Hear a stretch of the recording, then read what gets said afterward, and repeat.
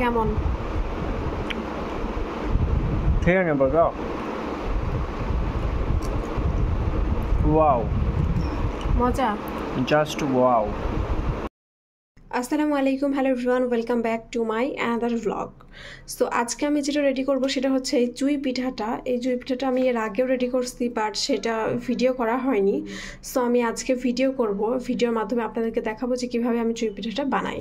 So এইখানে মোটামুটি 300 গ্রামের মতো জুই পিঠা আছে, বাট যেহেতু আমরা বাসায় 2 জন থাকি, সো আমি 300 গ্রাম পুরোপুরি রান্না করব না, আমি একটু কমায় রান্না করব আর কি।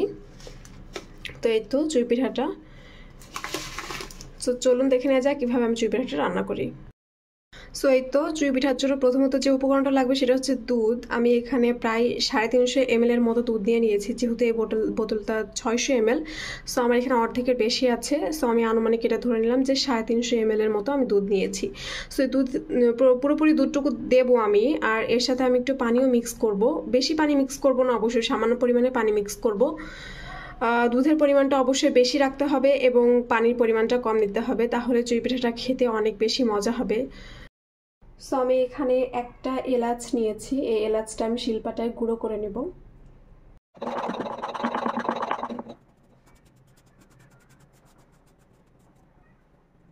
আমি প্রথমে দেখিয়েছিলাম যে আমি এখানে 350 ml এর মতো দুধ নিয়েছিলাম।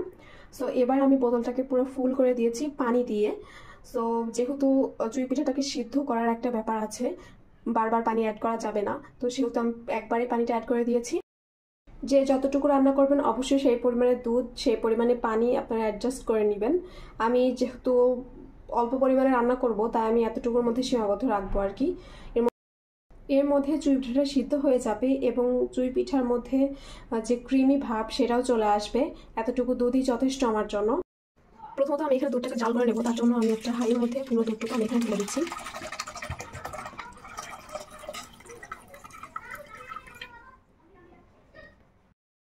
সো আমি এখানে কিছুটা পরিমাণে চিনি অ্যাড করে দিব, 1 চামচ, 2 চামচ, 3 চামচ, 4 চামচের মতো চিনি অ্যাড করছি। এরপর যদি প্রয়োজন হয় তাহলে অবশ্যই দিব।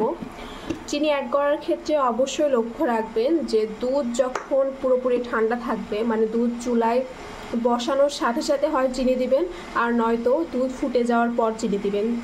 আর যদি মাঝখানে দুধ গরম হওয়া অবস্থায় চিনি দেওয়া হয় তাহলে অনেক সময় দেখা যায় যে ছানাটা কেটে যায়।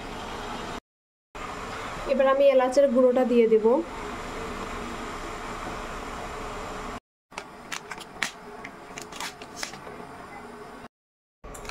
এবার আমি এখানে চুই পিঠা অ্যাড করে দিব। আমি আমার হাতের 1 মুঠ, 2 মুঠ,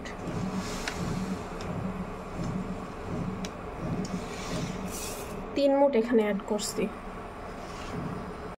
এবার আমি এটাকে একটু নাড়াচাড়া করে দিব, যাতে তলায় লেগে না যায়, সেজন্য মাঝে মাঝে একটু নাড়াচাড়া করে দিতে হবে। সেভাবে সিদ্ধ হতে থাকবে।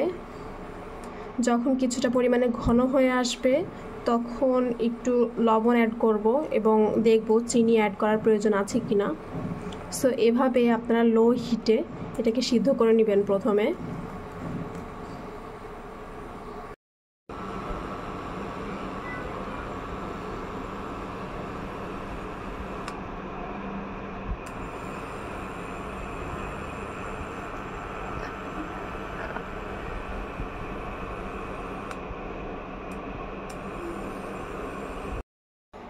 এখন আমি এখানে কিছুটা পরিমাণে লবণ অ্যাড করে দিব।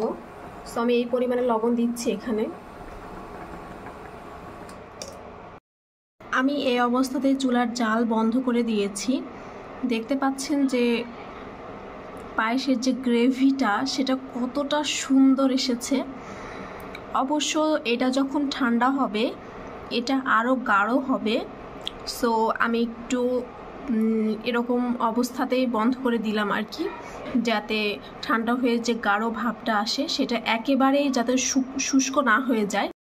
আমার হাজব্যান্ড আসলে আমি তাকে খাওয়াবো, অ্যান্ড দেন আমি তার মুখ থেকে রিভিউটা শুনবো এবং আপনাদেরকে সেটা শেয়ার করব।